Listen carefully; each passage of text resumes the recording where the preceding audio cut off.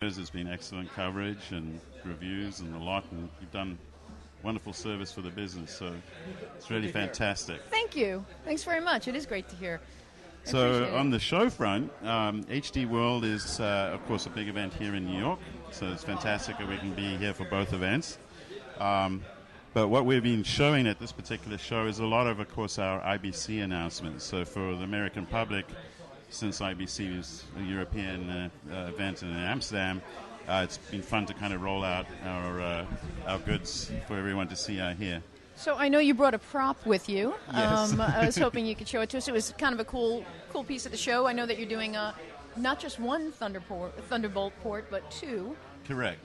So can you show us and tell us a little bit about that? Yeah, so what I have here in my hot little hands is working IOXT. So this is our first Thunderbolt device. There will obviously be more devices as we move along. But what's fantastic about it, and the key point is right from the get-go, you've got two Thunderbolt ports. So what that means is you can have one coming in from the laptop, the other one is going to your hard drive or onto the monitor, so it can sit, in the chain.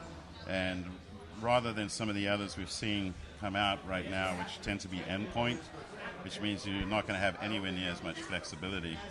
And then for the connectivity options, as you'll see, there's pretty much everything on here. So it's 3G, it's dual link, it's able to handle all the 3D workflows.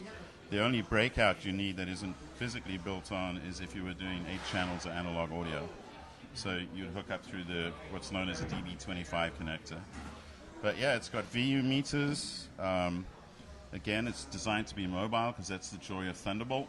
It's the fact that you're literally going to... Mac laptop. Every laptop, your iMac. But you basically are connecting to all your professional devices through this box.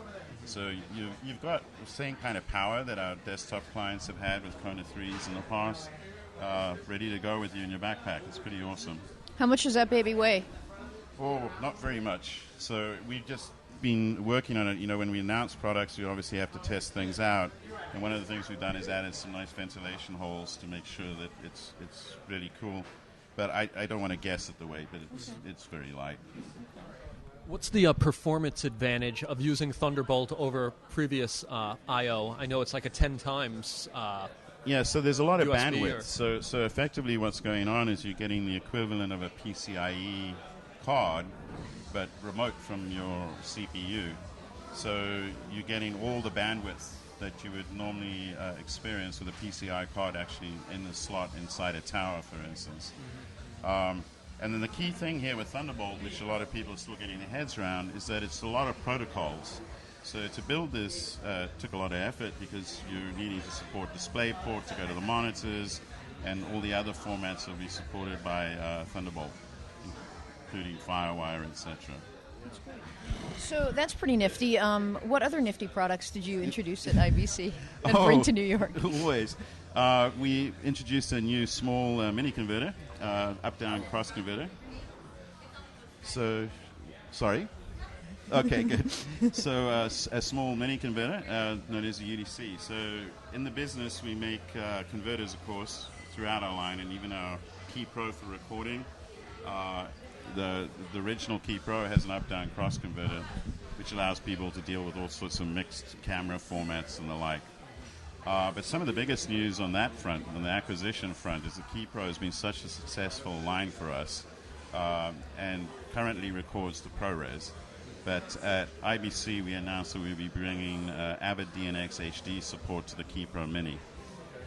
And because of the way we engineer our products, there won't be a charge for the end user. We'll just be able to turn it on through a firmware upgrade for them. So that'll come out later this year. Great.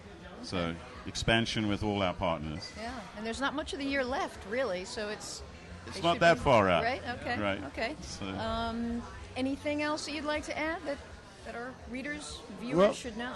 Well, in terms of other products, of course, we introduced a new desktop card. There's always a need for that. It's an LHE Plus.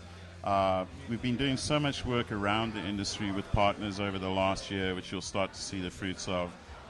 Things like initiatives with NVIDIA and AMD.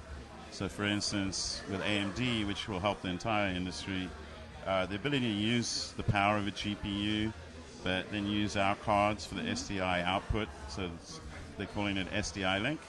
And both companies have created drivers for interaction to smooth out that entire process, so you get more throughput from your graphics card, but it can actually time itself, the video timings for playout. So yeah, it's great to be in New York. It's a wonderful show. Got to do presentations today, and such a great crowd out here. Well, thanks for coming and being our first guest. I appreciate My absolute it. pleasure, and it's always wonderful to see you. Thank you, and I'll let you go down and enjoy the party in a minute. Wanted to thank the people that provided us with this great camera system and lights and mics and all. It's Able Cine, and thank you guys. Thanks very much. Is anybody going to stop? Yeah.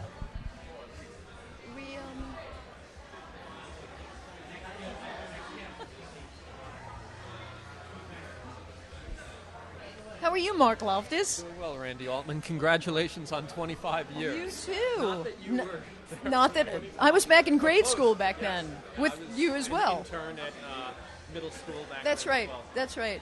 Yeah. So are we done? Because we're making. Hi. Hey, We'll keep going. We're just gonna go with this. We're going.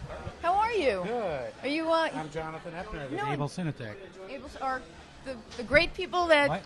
provided all the gear for today and are making this possible?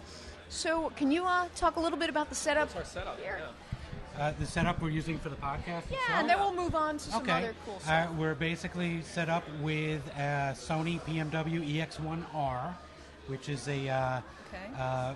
great versatile camera, half-inch imager, and especially it has a output for DV that allows you to do a podcast at a normal bandwidth and allows this to take place without, a lot of people have very advanced high-def cameras, but when it comes to just connecting to a 15-inch MacBook Pro and sending out a conversation, they're hobbles because the camera is putting out too high a quality signal. So, Right. So this Sony camera does a good job with that, and we're being lit by some light panel 1x1 LED lights, which are Okay. not throwing any extra heat into the space. which It is we're pretty. thankful It is for, pretty and so- pretty cool Yeah. as well. Yeah. Yeah. So I know Able Cine has a lot of things going on, a lot of different partnerships that you're working on. Can Yeah. you get into that a little bit? Yeah, one of the biggest